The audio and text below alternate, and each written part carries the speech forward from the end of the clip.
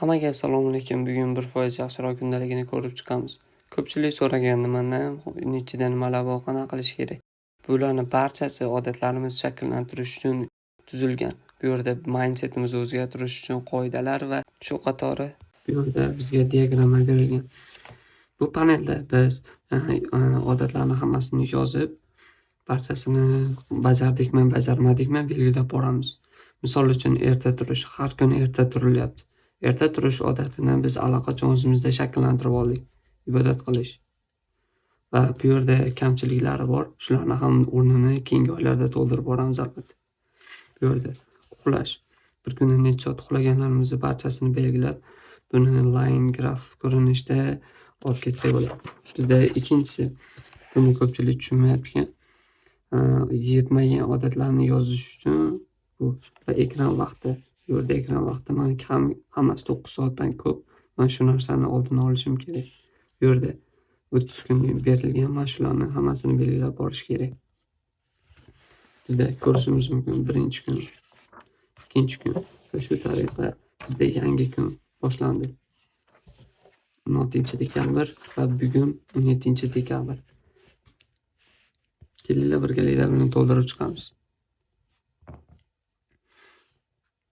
7-dekabr. Kundalik yuritishni boshlagan ro'parasi 13 kun bo'ldi. Va men bugun ertalab soat 6:24 da uyg'ondim. 6:24. Bizda bugun uchun bajarishimiz kerak bo'lgan ishlarni hammasi. Asosiy ishlarimiz bugun uchun kontakt.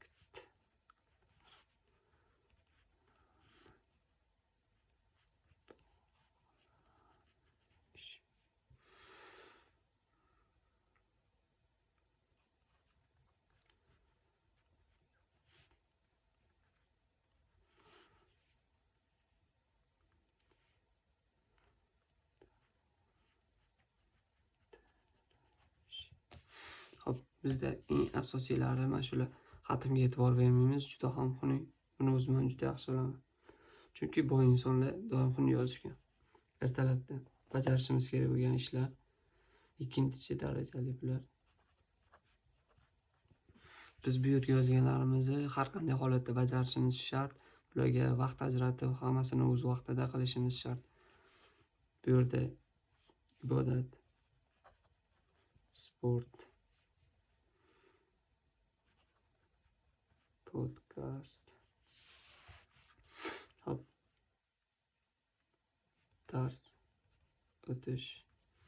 Men o'zim ingliz tilidan, grammatikadan dars o'taman. Shuning uchun dars o'tish.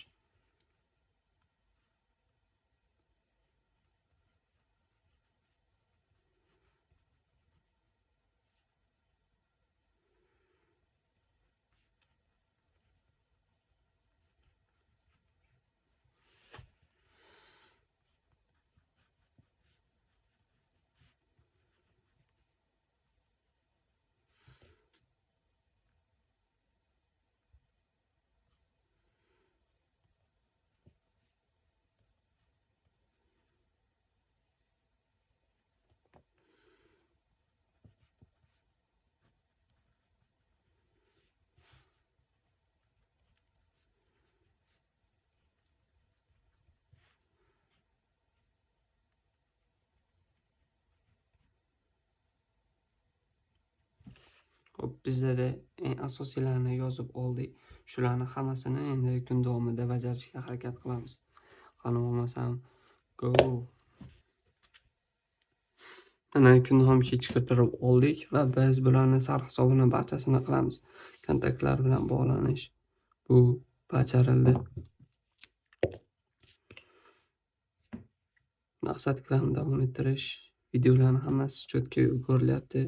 Ertalabki ibodat, sport, podkast ko'rish, dars o'tish, kitob o'qilmadi, xonani tayyorlash, video kontent, kitob o'qish, sayr qilish. Reyslarni kamaytirishimiz 50%ga Xo'shdi. Hop, bugun uchun minnatdorman. Biz qanaqadir yaxshilik yoki nimadir qiladigan bo'lsak, mana shularni barchasini belgilab o'tib ketsa bo'ladi.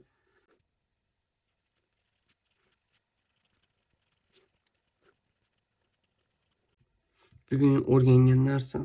Xo'p, man shu paytgacha o'ylagandim, 2 oy davomida men o'zimga cho'tka hamma odatlarni yetarli darajada qurib oldim deb o'ylagandim.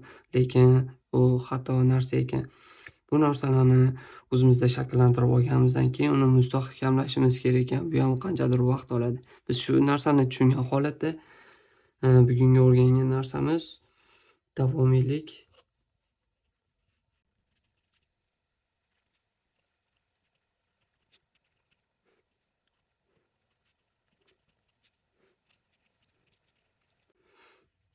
Xo'p, ertangi uchun va'da beraman. Xo'p, erta uchun ajoyib kontent o'ylab qo'yganman. Men shu narsani bajarmoqchiman.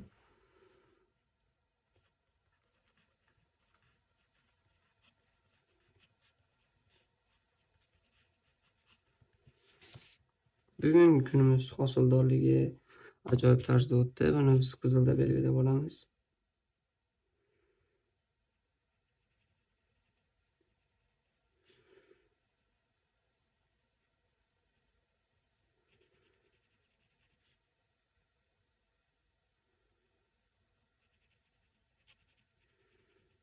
Bemalol 3 ta yulduzchani belgilab. Hop. Bundan ham 4 ta yulduzchani bemalol belgilab qo'ysak bo'ladi. Umumiy bugun ham yaxshigina o'sish bo'ldi.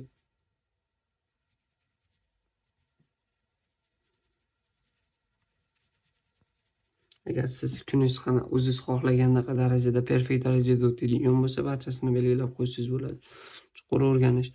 Faqatgina 1 soat bir narsani o'rganishga vaqt sarfladim xolos. Bu ham bo'lsa maqsad klubida chuqur o'rganish bo'ldi. Shular uchun belgilab olamiz. Misol uchun bir kunda 1 soat yoki 2 soat bajardingizmi, 2 soatni bo'yab qo'yasiz. 3 soat bajardingizmi, 3 soatni bo'yab qo'yasiz. Bo'lmasam 1 soatdan hammasini qilgan bo'lsangiz, bu 1 soat, 2 soat, 3 soat shularning barchasini belgilab borasiz. Xo'p, bugun uxlashimiz hozir soat adashmasam 11:10 ham. Aniq esimda yo'q. Uxlashdan oldin buni ham barchasini yozib, bugungi kunda barchasini tugatib olamiz. Xo'p, bizda yana bugun uchun xulosalarim, yangi g'oyalar va bugun uchun jamg'arma. Doim jamg'arma qilib borishimiz kerak va eslatmalar. Biz o'zimizga kapital yig'ib borishimiz juda ham zarur. Shuning uchun jamg'armalarni barchasini yozib, xulosalarni barchasini yozib, ertangi kunga shay holatda bo'lishimiz shart. Har kuni 1% yaxshiroq.